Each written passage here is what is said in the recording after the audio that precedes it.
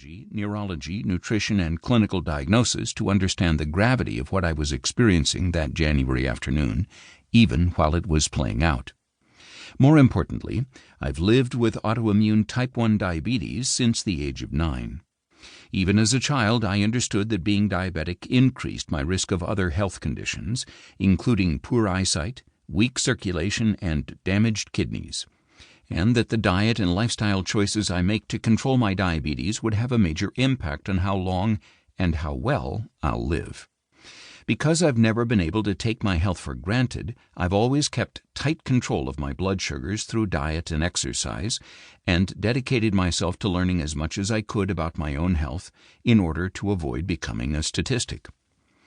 I've also understood from a young age that having type 1 diabetes heavily predisposes me to oxidative stress, insulin resistance, and an imbalanced stress response, all topics I'll discuss in this book. These predispositions double or even quadruple my risk of heart disease. But I'm hardly alone in facing that terrifying prospect.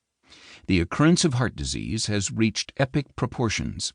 In 2018, there were approximately 720,000 first-time heart attacks and 335,000 recurrent heart attacks in the United States. By 2035, it is estimated that more than 130 million people in the United States will have some form of cardiovascular disease. The annual direct and indirect cost of heart disease and stroke in the United States is estimated at approximately $329.7 billion. The cardiovascular system is the human body's most commonly diseased system, and despite all the latest technology, drugs, and surgeries, it's getting sicker and sicker in more and more people. The medical orthodoxy about heart disease is that saturated fat and cholesterol clog up our arteries, leading to coronary atherosclerosis and heart attacks. It is also thought that measuring cholesterol, especially low-density lipoprotein, LDL cholesterol, is the best indicator of heart attack risk.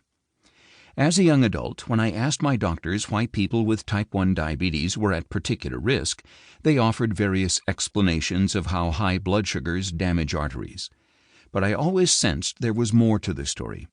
Every time I heard something about cardiovascular disease, no matter how far out there it seemed, my ears perked up and I soaked in as much as I could. Through my own health journey and experimentation, my formal medical and nutrition educations, and my relentless independent research, I have tried to learn everything I could about how to prevent this disease.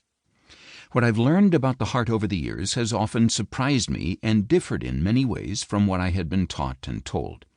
For example, the evolutionary origins of the nervous system helps explain current rampant rates of heart disease in the Western world. Special characteristics of heart tissue make heart cancer one of the rarest cancer diagnoses a person can receive. A body of research suggests that the heart is not actually the main mover of blood in the body, and the research-based critiques of the widely accepted idea that saturated fat and cholesterol lead to atherosclerosis, or clogging of the arteries, are quite convincing. As a result, my own diet is actually high, not low, in saturated fat, replete with animal proteins, animal fats, and organic vegetables.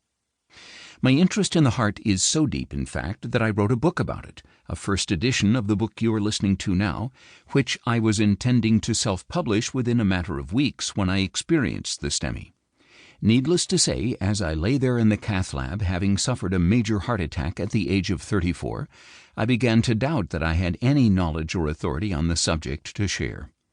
I knew my doctors would draw a connection between the heart attack and my high-fat diet and elevated LDL.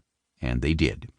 One by one, the doctors looked at my chart, saw elevated LDL, and explained that it was the cause of my heart attack.